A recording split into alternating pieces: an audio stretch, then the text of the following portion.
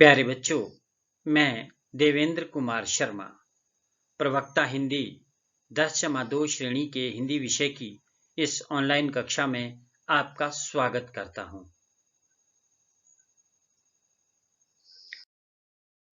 बच्चों, आज हम अंतरा भाग 2 पाठ्यपुस्तक के 7वें पाठ तुलसीदास की रचना भरत राम का प्रेम, उसके प्रश्नों के उत्तर जानेंगे।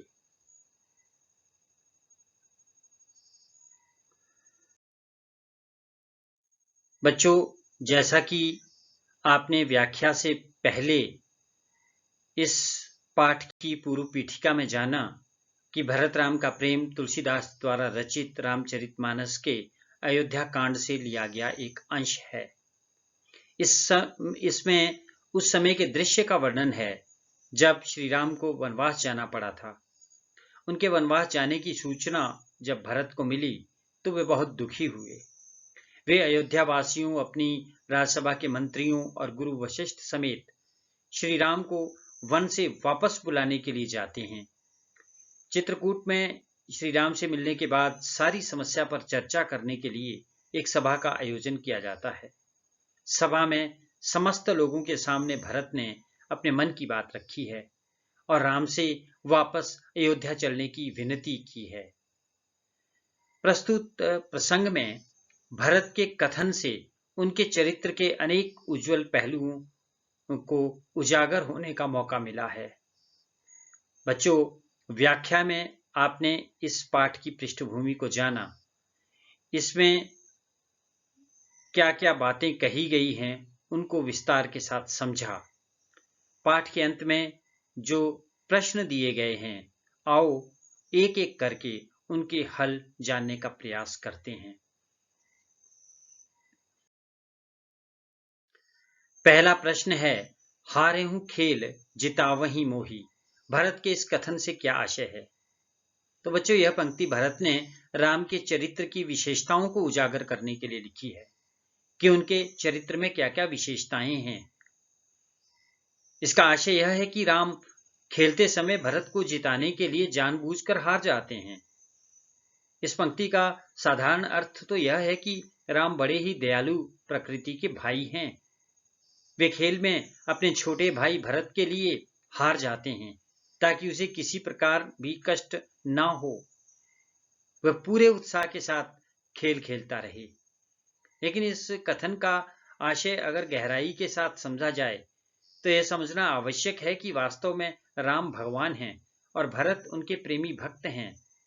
यदि कोई भक्त प्रेम पूर्वक भक्ति करता है और वह उसमें सफल नहीं हो पाता तो भी प्रभु अपने प्रेमी भक्त की हार नहीं होने देते। वे उसकी लाज स्वयं रखते हैं और असफल होने के बावजूद उसे जीता हुआ घोषित कर देते हैं। इस प्रकार प्रेमी भक्ति पथ पर चलते हुए कभी असफल नहीं होता। उसके प्रयास को ही महत्व देकर प्रभु उसे सफलता से विभूषित कर देते हैं। यही इस पंक्ति का आशय है।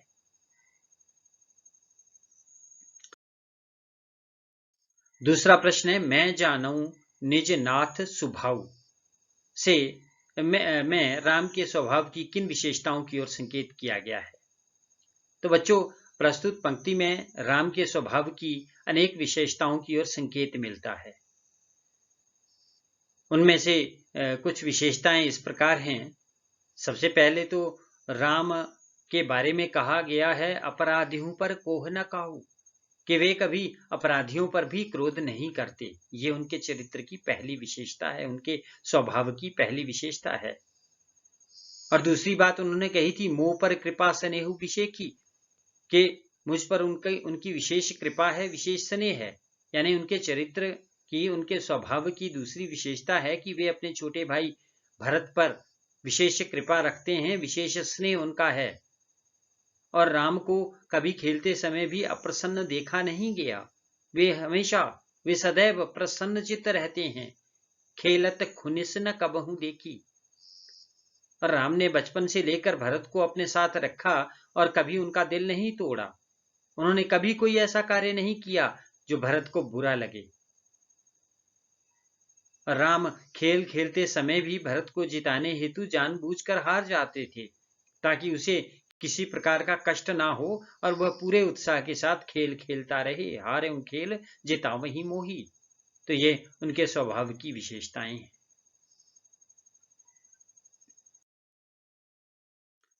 तीसरा प्रश्न है, भरत का आत्म परिताप उनके चरित्र के किस उज्जवल पक्ष की ओर संकेत करता है? तो बच्चों, जब भरत को ज्ञात होता है कि उनकी माता कैकेयी ने पुत्र मोह में आकर राम को 14 वर्ष के लिए वनवास दे दिया और भरत के लिए अयोध्या का राज्य मांगा है, तो भरत ने क्षणिक आवेश में आकर माता को भी कटु वचन कहे, लेकिन बाद में चित्रकूट में सबके सामने वे अपने पूर्व के व्यवहार को सही नहीं मानते। उन्हें अपने व्यवहार का पछतावा है। उनका यह व्यवहार उनके चरित्र में विद्यमान विनम्रता के गुण के साथ साथ और भी बहुत से उनके गुणों की ओर संकेत करता है। तो उनके चरित्र के जो उज्जवल पक्ष हैं, उसके निम्नलिखित पहलुओं की ओर संकेत किया गया है इस पंक्ति में। तो सबसे पहला तो यह है कि वे अपने से बड़ों का आदर करते हैं। तभी तो वे इस बात से दुखी हैं कि उन्होंने आवेश में आकर माता को कटु वचन कहे। वे माता का दिल दुखाना पाप मानते हैं। और दूसरा, उनके चरित्र का उज्जवल पक्ष है कि वे कभी भी किसी कार्य के लिए दूसरों पर दोषारोपण नहीं करते। इसलिए राम को वन भेजने के लिए भी वे मां के बजाय अपने आप को दोषी मानते हैं, क्योंकि यदि वह नहीं होते तो माता ऐसा कभी नहीं करती। वे सारे घटनाक्रम के लिए अपने दुर्भाग्य को उत्तरदायी मानते हैं। और तीसरा पहलू है कि भरत को बचपन से ही राम का स्नेह और दया भाव प्राप्त होता रहा है। राम के वन गमन से उसे इस बात का अफसोस है कि अब राम उससे दूर हो जाएंगे। और भरत का मानना है कि यदि कोई पुत्र किसी गलती के लिए मां को दोषी और स्वयं को साधु मानता है तो उसका यह व्यवहार उचित नहीं है। आपने उदाहरण दिया कि कोदों से सुंदर धान और काली घोंगी से मोती पैदा नहीं हो सकता। इसी प्रकार से भरत के मन में राम के प्रति अगाध श्रद्धा और सम्मान है। वे उन्हें अपना स्वामी मानते हैं और चाहते हैं कि राम उनकी भूल को क्षमा करके वापस अयोध्या चलें।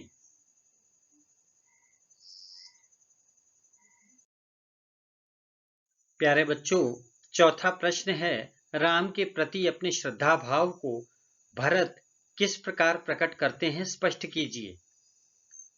तो भरत के बहुत से कथनों से पता चलता है कि भरत के मन में राम के प्रति अगाध श्रद्धा है। कुछ कथन हम उनके देखेंगे। वे कहते हैं कि राम उनके स्वामी हैं, राम के अनुशासन में रहते हुए ही उनका भला है। और भरत के अनुसार राम कभी अपराधियों पर भी क्रोध नहीं करते। वे कभी अप्रसन्न नहीं होते। अपराधियों पर कोह न काहू। उनके अनुसार राम कभी किसी का दिल नहीं दुखाते। और तो और, खेल में हारने के बावजूद वे अपने छोटे भाई को जीता हुआ घोषित करते रहे हैं। हारे हूं खेल जितावहि मोही। भरत कहते हैं कि उन्होंने कभी राम के सामने पहले अपना मुंह नहीं खोला। मेरे नेत्र सदैव उनके दर्शन और प्रेम के प्यासे रहते हैं।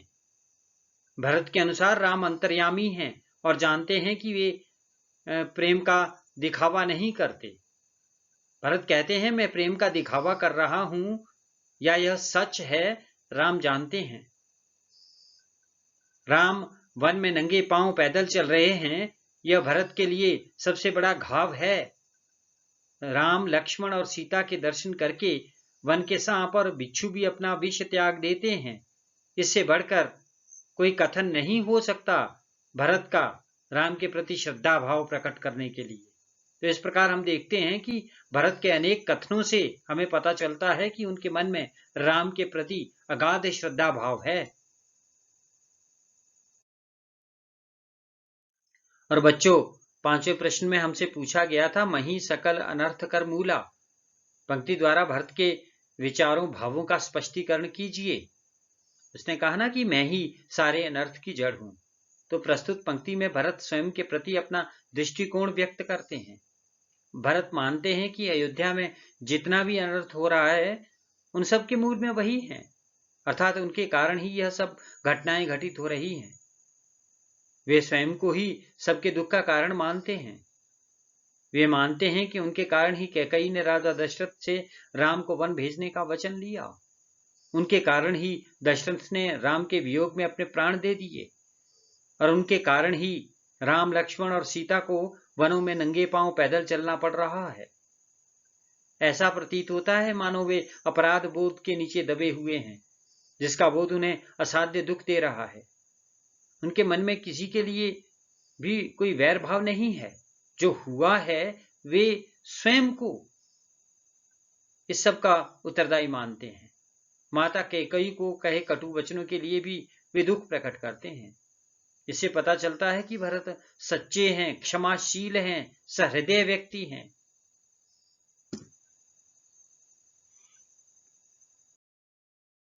और बच्चों, आखिरी प्रश्न हमसे पूछा गया था कि फरई की कोदव बाली सुशाली, मुक्ता प्रसव की संबुक काली।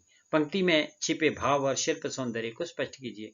बच्चों, भरत ने कहा था कि कोदव की बाली से कभी सुंदर उत्तम प्रकार का धान उत्पन्न नहीं हो सकता और काली घोंगी कभी मोती पैदा नहीं कर सकती। तो इसका हमसे पूछा गया है कि इसका भाव और शिल्प दोनों प्रकार का सौंदर्य हमसे पूछा गया था। तो हम दो ही इसमें हेडिंग देंगे, दो शीर्षक देंगे। पहले हम भाव सौंदर्य लिखेंगे, उसके बाद हम शिल्प सौंदर्य लिखेंगे। तो भाव सौंदर्य में इस पंक्ति में भरत का भाव यह है कि जिस प्रकार कोदों की बाली से उत्तम चावल नहीं उग सकता और काले घोंगे से मोती उत्पन्न नहीं हो सकता, उसी प्रकार यदि मैं अपनी मां पर कलंक लगाऊं और स्वयं को साधु बताऊं तो यह संभव नहीं है। भरत कैकेयी को दोष मुक्त करते हुए कहते हैं कि यदि वह बुरी है तो वे स्वयं अच्छे नहीं हो सकते, क्योंकि वे भी उन्हीं के पुत्र हैं। और इसके शिल्प सौंदर्य में इसकी जो काव्यगत विशेषताएं हैं, सबसे पहले हम देखेंगे कि इसमें छंद कौन सा है, इसमें अलंकार कौन से हैं। तो यह पंक्ति चौपाई छंद में लिखी गई है। और देखो कि कोदव, दोनों शब्द क से आरंभ होते हैं, वहां पर अनुप्रास अलंकार है। और एक दृष्टांत दिया गया है, कोदव की बाली और काली घोंगी से अपने आप के साथ उसका दृष्टांत दिया गया है, कैकेयी और अपने साथ, इसलिए वहां पर दृष्टांत अलंकार है। और साहित्यिक अवधि भाषा का प्रयोग किया गया है और इसकी शैली में गेयता का गुण विद्यमान है, इसको गाया जा सकता है। तो बच्चों, आज की इस ऑनलाइन कक्षा में इतना ही। वंदे मातरम।